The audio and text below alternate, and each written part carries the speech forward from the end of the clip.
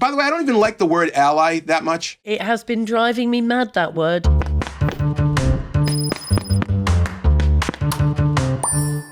A lot of men are policed into conformist silence. Men are afraid of other men. Hello, I'm Julie Bindel, and this is Action Men, a series in which I have interesting conversations with men that actually get up off their backsides and contribute to the work that feminists are doing to prevent rape, domestic violence, and challenge pornography and the sex trade. Today I'm speaking with Jackson Katz, who has a long and fine reputation of tackling violence against women. And Jackson's TED Talk on these issues has been watched by 5.5 million people worldwide. Jackson, hi, how are you doing? I'm doing great. It's great to be with you, Julie. I think that you were one of the very first men in North America, definitely, that I met that was doing the work that really took the issue forward in terms of education for boys and men, and also speaking very openly and honestly about pornography and the sex trade. Interestingly, you say that you noticed around you the way that women's lives were curtailed and that the feminist activism on campus was pointing that out, one of the aspects being that no attention was paid to poor street lighting or campus lighting or whatever. But why did you engage with that? Because most men don't. So I would say most men know fine well that this is a men's issue, that men cause these problems, that men perpetrate these sex crimes. But what made you decide to invest in this? Well, one thing is I wanted to change the world, right? I was one of these young people who looked around and said, "This is there's so many problems in the world, and I want to be part of the change." You know what I mean? And to me, it became so obvious so quickly that feminist ideas, in a broader sense, were at the heart of the changes that had to happen in the world if we wanted to build a better world. So, and again, it was never completely confined to one particular issue. It was always a broader palette of issues that I saw feminism as. I mean, basically Julie, this is one of the things that frustrates me. So to me, intellectually, it's so obvious, okay? To me, maybe it's not obvious because it's not talked about enough in the mainstream, but one of the basic feminist ideas is that gender is one of the organizing principles, or one of the axes around which societies are organized, right? So in other words, which has enormous implications both for women's lives, but also for men's lives. And if you want to understand all these other systems, whether it's whether it's racial inequality or injustice, or class stratification, class inequality and injustice, or again, war and militarism, if you don't have a feminist analysis of those issues, you're missing a huge part of the picture, both intellectually and politically.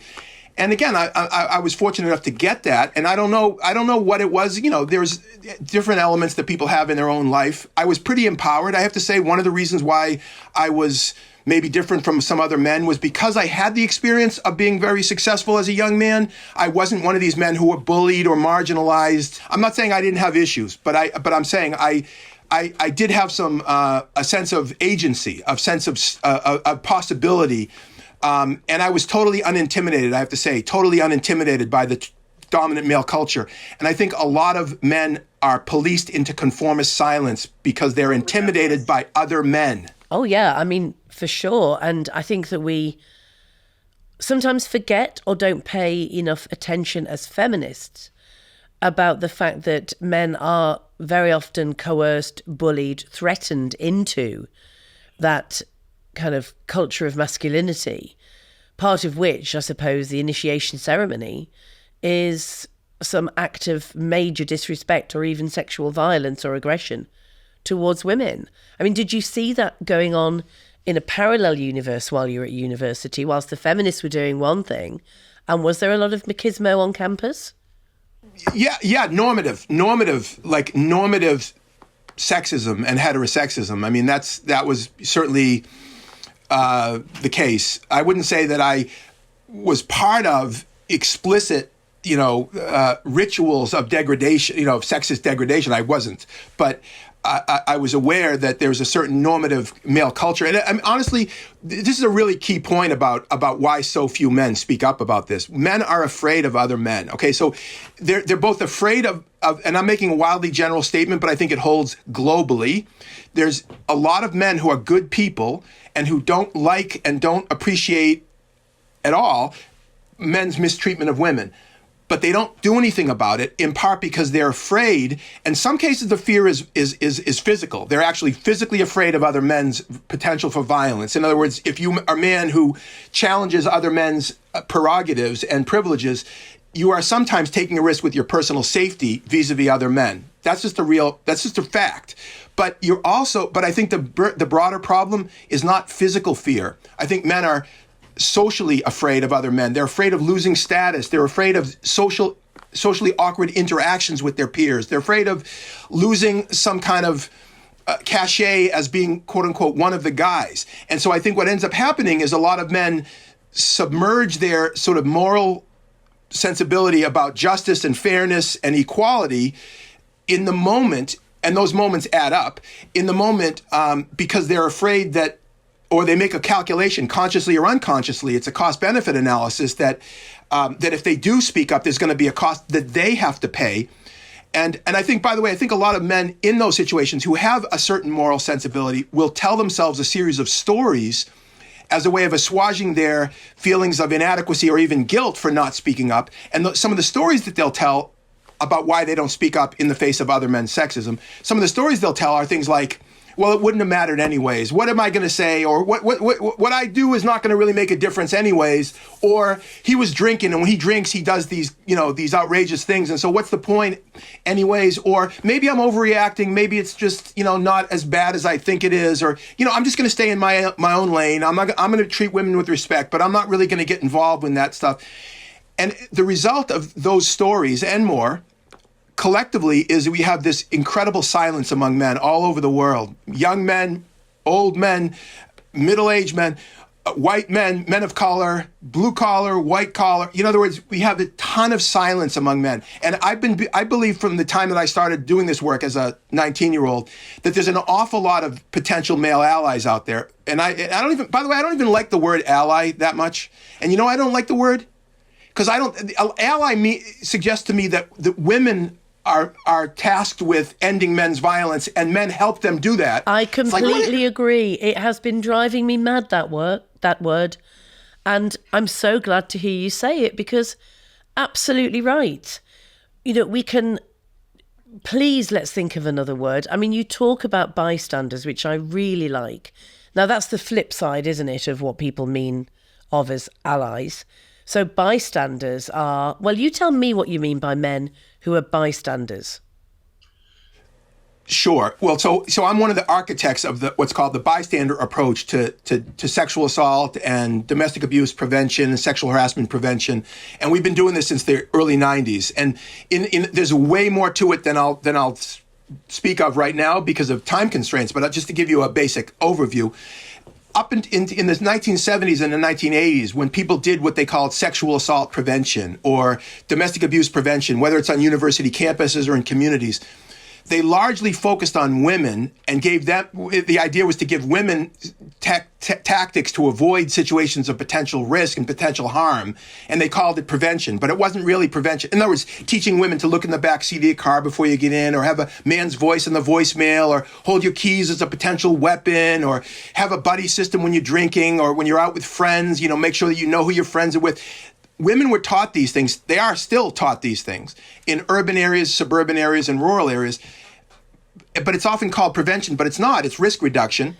Yeah. Because true prevention means going to the root cause of the problem, right? Or it's harm minimization, which is a terrible Which is approach. not the same as prevention. Yeah, and we don't look at the perpetrator, and which is, again, another thing that you've actually really pushed. For years, I've heard you talk about the way that language is so passive when we talk about rape. A woman was raped, as opposed to a man has raped her.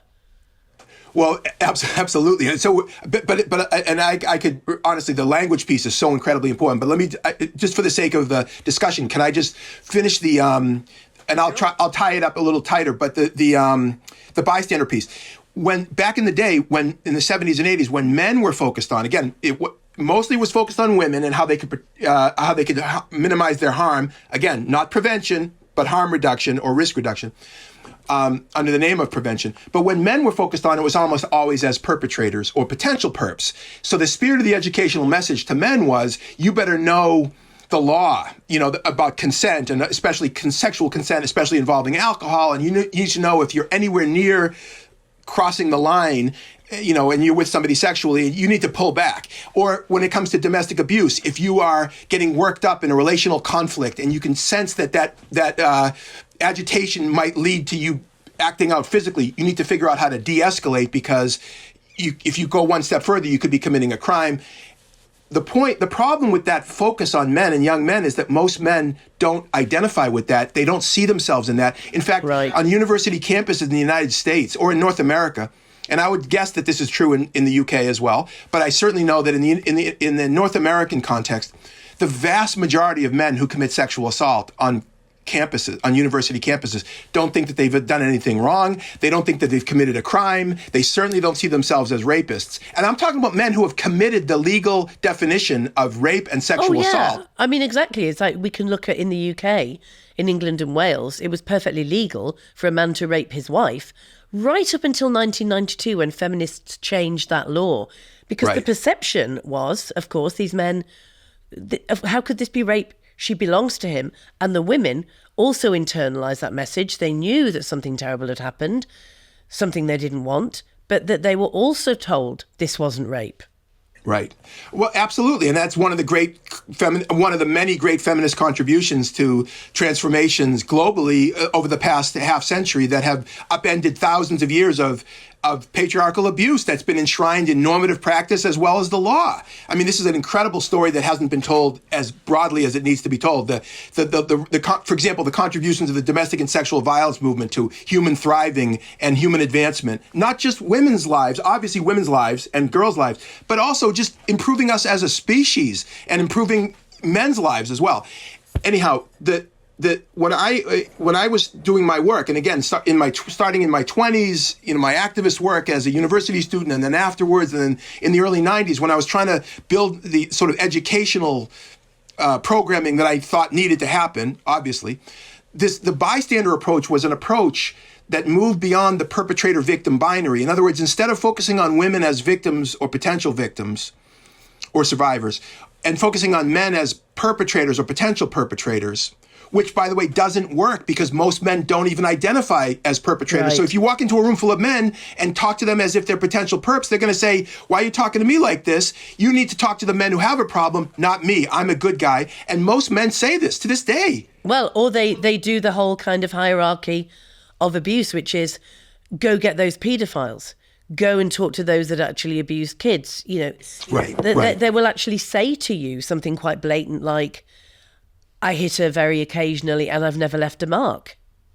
I know. I appreciate that. So I knew all of this was a structural and educational and pedagogical challenge, because if we wanted to reach men and yet we were talking to them as perpetrators or potential perpetrators, and most men disidentify with themselves as a part of the problem, we have a problem.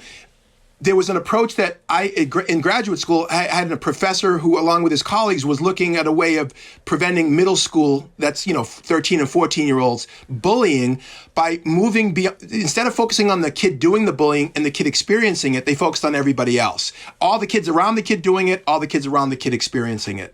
And the beauty of that was it brought everybody into the conversation and gave them strategies for how they could support the victims and the targets of bullying, but also how they could challenge and interrupt the bully or the bullying behavior, not just by calling out or calling the agents of authority like the teacher or the principal to come into the peer culture and remove the offending party, but because the peer culture was going to police itself. Kids were going to make it clear to other kids, you can't treat kids like this. We're not impressed by this. In fact, you got some issues. And that's so powerful coming from other peers, other friends and, classmates. And so what we did is we imported that approach from the middle school bullying prevention world into the sexual assault and relationship abuse world.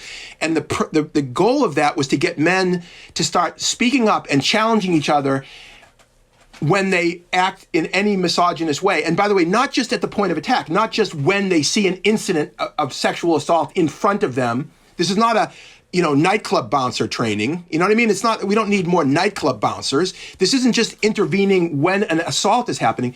It's intervening in a whole series of, on a continuum. So for example, you're a guy and you're hanging out with a group of guys, no women present. You could be in the workplace. It could be a school. It could be on a team, a sports team. And it could be online, in the online universe. And one or two of the guys in your group are making misogynist comments, degrading comments about women, about women's bodies, if you don't speak up and make it clear that you're not okay with that, then in a sense, your silence is a form of consent and complicity in their misogyny. And again, don't we know that misogyny and misogynist violence is not just come out of nowhere? There's a whole architecture of attitudes and beliefs that help to support those individual acts of abuse. And so men can't claim that even if they themselves just because they themselves don't commit sexual assault or domestic abuse, they're not part of the problem if they're not making it clear to men around them at all levels that they're not okay with sexism in any way. And again, by the way, Julie, this is so obviously analogous to racism. So if a white person themselves don't act out in explicitly racist ways, but they don't do whatever they can in their sphere of influence, both individually and personally, but also politically and socially and in the workplace. If they as a white person don't work against racism, then in a sense, isn't their passivity or silence a form of consent and complicity in racism? And this is true with heterosexism. It's true with any issue of, inequality. If you're in the dominant group and you aren't actively working to break down the illegitimate privilege of those in your group, and challenging and interrupting the expression of that illegitimate privilege or abuse, then in a sense, you're part of the problem. And so the way that I frame it in my work from the earliest days is we need if we frame it as a positive challenge to men. In other words, you see yourself as a good person. Well, let's figure out how you can be a better person, not just a better man, but a better person, and see how you can live up to your own sense of yourself. Because a lot of men, for example, including a lot of men listening to this conversation, are good people and they see themselves as good people, but many of them have done probably nothing to speak out about sexism, to be using their position politically, professionally, in the workplace, as fathers, as uncles, as coaches. How are you using that to speak out about sexual violence and domestic violence and sexual harassment? And if you're not, let's talk about what you can do, because we want you to be better. And I think a lot of men can respond more positively to a positive challenge in this way than they can to a stop being toxic message, which a lot of men do perceive. They perceive the message coming from, whether it's from feminism generally or from domestic and sexual violence movement. And I think it's unfair to a certain extent. I'm not saying there's no reality here, but I think some of their perception is unfair, that they're just being criticized. And I'm not blaming women for being upset with men's behavior and for calling it out. But there's a concept, I don't know if you've heard about this. Loretta Ross, who's an African-American woman, a longtime racial justice and reproductive justice activist here and now academic here in the U.S., she talks about calling in versus calling out. And so, yes, we need to call out bad behavior, but calling in good behavior is in some ways even more potentially effective. And I think that the process with men of challenging them to rise to the better angels of their nature, as Abraham Lincoln once said, it has potential. I don't think I'm naive saying this. I think I've been working with men for decades, and I know that a lot of men can respond positively. Well, yeah, and also, I mean, it kind of ties in with certainly my philosophy of feminism, and feminism that focuses on ending men's violence towards women and girls, which is we are extremely optimistic. We are, in fact, a good friend of men. We are not men's enemies because we don't believe that boys are born inherently bad, programmed to harm women and girls. We can see that change is possible and the potential is there, but also at the same time. So that's the optimistic view, and it's right and proper. We have to envisage, in my view, a world where there is no prostitution, there is no rape, etc. But at the same time, there are so many men that would call themselves, they might even call themselves feminists, which I personally object to. And they might absolutely see themselves as working alongside feminists like me. But they, in fact, sign up to that liberal feminism, which isn't really, in my view, feminism. It's the kind of sex work is work. It's stripping and lap dancing is empowering. It's slut marches and, hey, you know, we can just be the same as the guys out there. You know, we can too, you know, drink copious amounts of alcohol and behave like an ass on a Saturday night.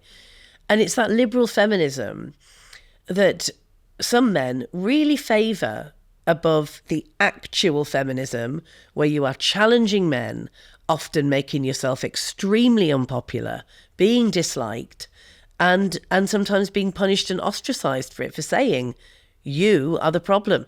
Now, so many men here, and I know in the US, sign up to what we call the fun feminism. This is what Andrea Dworkin, the late writer and feminist activist, coined.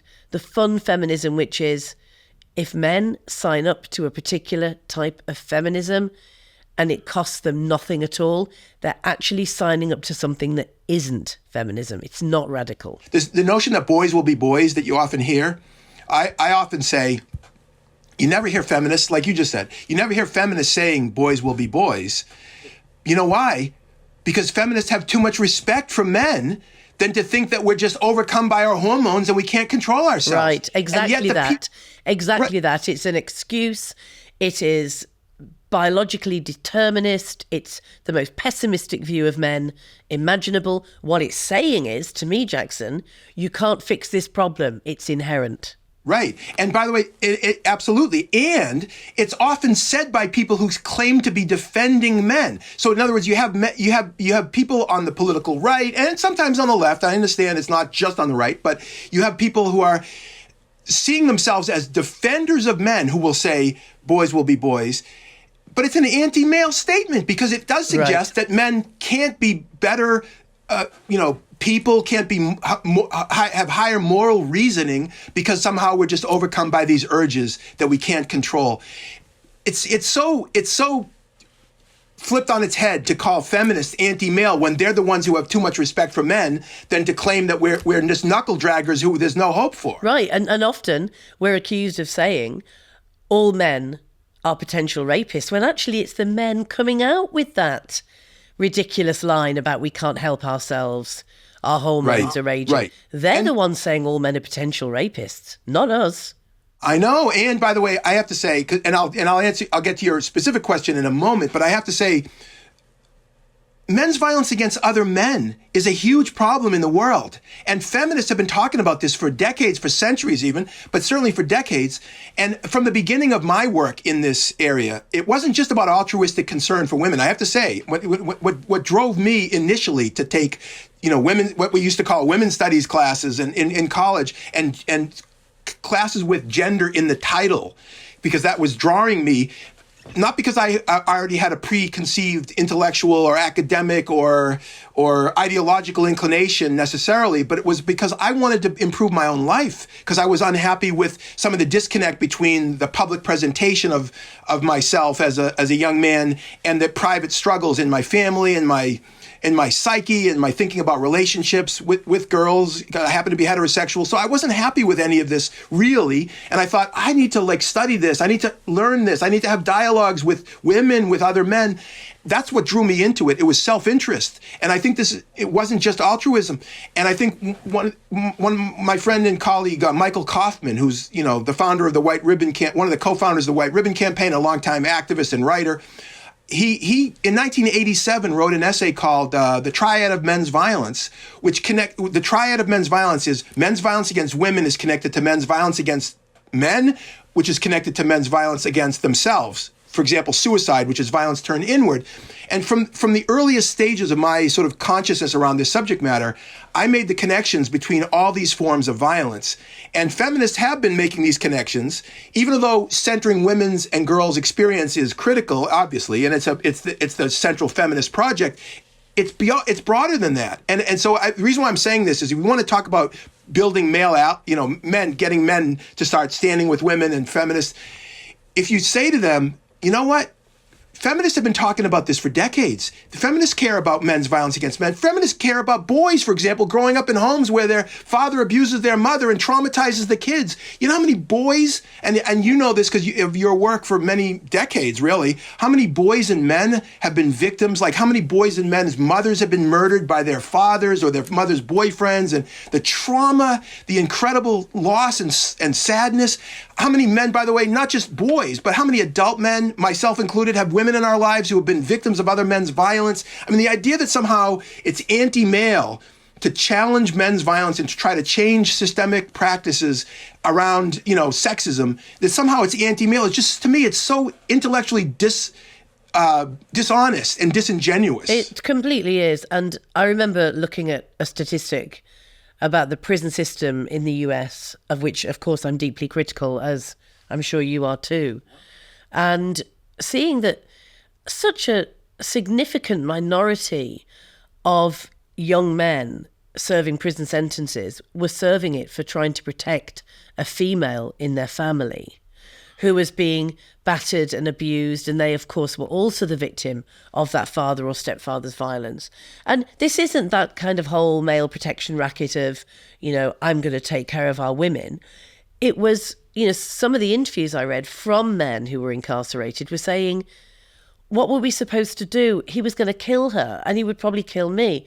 And that violence that reverberates through men's lives, of which they're a victim, but also can actually lead them to be aggressive and to learn from that controlling mechanism that his father or the older male relative used, is something that feminists have long been concerned about, and about how we actually break that cycle for some men.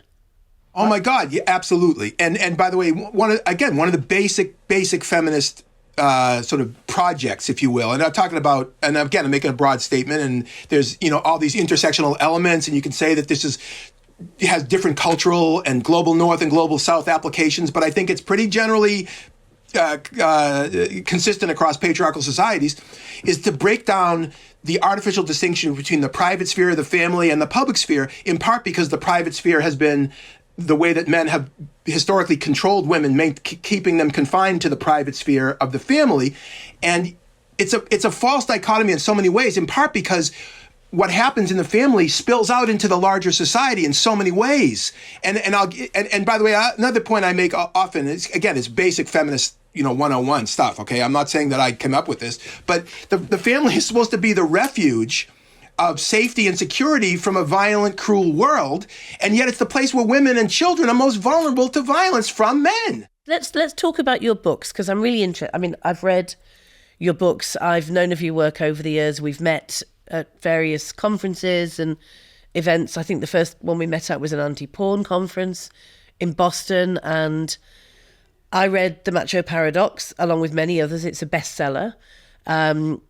Why Some Men Hurt Women and How All Men Can Help is the subtitle of that. Brilliant. And one that I was really interested in, as we all are, because those of us that engage with the machismo within American politics and politics elsewhere, Man Enough, Donald Trump, Hillary Clinton, and the politics of presidential masculinity. I mean, it's all fascinating stuff, because people think that men doing the work you're doing has just one kind of monolithic view, which is men are bad, we've got to kowtow to feminists, we've got to just jump to the tune of women who've been doing this work from their perspective, and don't really see the way that the culture, the political and social culture, feeds into the misogyny that we need to pay attention to. I mean, what is it about Trump that meant that he would have been a better bet for the American voter than Hillary Clinton? And don't get me wrong, I think the Clintons are probably one of the worst things that's happened to Washington, but I think Trump's probably the worst thing that's ever happened to America. Why? Well, I appreciate, again, there's so much to all of this. I would say frankly, the Republican Party has known since Richard Nixon how to play identity politics with white male voters. And they always, in the mainstream conversation about so-called identity politics, people of color and women and LGBT and others are often accused of, they're the ones who are playing identity politics, but the dominant culture, it gets a pass. We live in a media culture where politics is not about policy. I mean, people aren't voting based on policy. If you look at the public opinion polls about where people stand on political issues in the United States, generally speaking, the overwhelming majorities are left of center on almost every major issue, but they end up voting for candidates and parties that are literally antithetical to those positions, yes, except those people, the Republican Party and the candidates are doing something else. They're giving them cultural recognition. In other words, watch Donald Trump's speeches, right? For example, he always name checks blue collar professions. He'll say things like, we love our police officers, we love our truckers, the truckers for Trump, we love our firefighters, I love the military. He'll say these things, and you'll see these white men in the audience and in the broader sort of culture, yeah, somebody's finally speaking up for us. And it doesn't matter that then the political program is to cut taxes on the wealthy and eviscerate all the programs that would help improve the lives of these people, whether it's health care. We don't have health care, as you know, national health care, or even family sick leave for families and child care and all the things would improve the lives of a lot of these people, these working class people, these middle class people. But he's giving them a sense of, I matter, I'm important, he cares about me, and it's sad and on one level embarrassing that this is the state of American politics. But I think the left and the progressive movements in the United States and the Democratic Party doesn't get it and has been really behind the curve in trying to figure out how do we create a narrative that speaks to these men, especially white men, and especially blue collar and middle class and lower middle class white men who I think are the natural constituency of progressive political formations, but are often being drawn into the opposite, which are being drawn into to the right. And I think it's a tragedy for both for the United States and for the world. Absolutely, and it reverberates, on our shores as well. We may be an island, but we certainly import a lot of your political. I mean, I think that the theatre of politics and the cult of the personality that we now have adopted has come from the US. But I want to spend the next few minutes that we have talking about your next book, and it's entitled Why Not All Men? And we've all heard the phrase, not all men, when feminists like me talk about rape and talk about the problems of male violence and those men that think they're exempt, that we get this kind of defensive, collective shout and lots of women capitulate to it. Oh, of course, I don't mean you men, when actually the system of patriarchy does uphold those behaviours and that abuse of women. And so, yes, all men. So tell me about the book. Tell me how you chose the title and just a little bit of detail about it so we can really get some noise going about this forthcoming publication. Obviously, the "not all men" phrase was a phrase that, the publisher liked that because it was such a sort of flashpoint, especially after the tragic, rape and murder of Sarah Everard by the sitting police officer Wayne Couzens, and how that, that propelled a sort of level of activism, or a renewed level of activism, especially feminist activism, especially among young women. And there was, I obviously, as you know, because you're centrally involved in all of this, there's a lot of women who are just throwing their hands up, like, where are the men? Why aren't men doing this? And one of the things that I did a lot of interviews after the murder of Sarah Everard, and a lot of podcasts and news interviews. And one of the things that I said, because they would ask me, people in interview, and they'd ask me, what can men do? What can men do? And I would say the first thing is, you have to know that you're not starting from scratch. Men have been talking about and thinking about and working on these issues for 50 years. So you don't have to start from scratch. Go online, do a simple Google search. I mean, there's an organization, by the way, that I work with called Equimundo. It's based in Washington, D.C., but it has satellite operations in multiple countries. And they produce incredible research and incredible studies about fatherhood, about care, obviously about men's violence against women, and in all these different countries all over the world. And it's a great resource. And you just go to their website, equimundo.org. And if you're a man, for example, and you want to see who's been thinking about these issues, what are they saying? What does the research show? What does the research show about the link between the loneliness epidemic among men, which is a big problem certainly in the Western world, and men's violence against women? What is the connection between, like as I said earlier, men's violence against other men, murder, attempted murder, assault, aggravated assault, knife crime, gang violence, all of which is the majority of the violence is both perpetrated and experienced by men and young men across class and race, and men's violence against women. All of this stuff has been thought about, has been written about, there's been studies about it. But if you don't know any of this and it hasn't reached your sort of, your feed, your news feed, you're probably going to think, oh, it's just, lean on these old stereotypes. Feminists only care about only care about women. And the men who do this work are just, like you said earlier, like kind of eunuchs who don't really, think for themselves, which is totally ridiculous. I mean, honestly, Julie, this is like water off a duck's back. When I hear these ridiculous caricatures of men who do this work, and by the way, you'll hear it. Jordan Peterson, I'll give you an example. Jordan Peterson has said on numerous occasions, and I'm going to write a piece about this at some point soon. He just mocks men who speak out about sexism and men's violence against women. And he has a huge audience. And so he has millions. If he goes on Joe Rogan, he has 15 million people listening to what he has to say. Or Piers Morgan interviews him. Or Piers Morgan interviews Andrew Tate. And Andrew Tate will say, like, men who speak out about men's violence or men who support feminists are wimps and soy boys and virtue signaling, Oh, I've heard it. And also, I mean, Jordan Peterson, after I tweeted some yet another horror story about violence against women, I just tweeted an article that I'd written for one of the newspapers here, which is that the one thing that unites women and girls all over the world, and we have so many differences, it's far easier to talk about that, but the one thing that unites us is the fear and reality of men's violence. We've all experienced either both or one of those things. And he saw my tweet. I didn't realise he'd followed me. And he responded by saying, this is absolutely batshit crazy ridiculous. Like, it just would not compute. He is so removed from reality when it comes to this stuff. I appreciate that. And he has a huge audience among men and young men.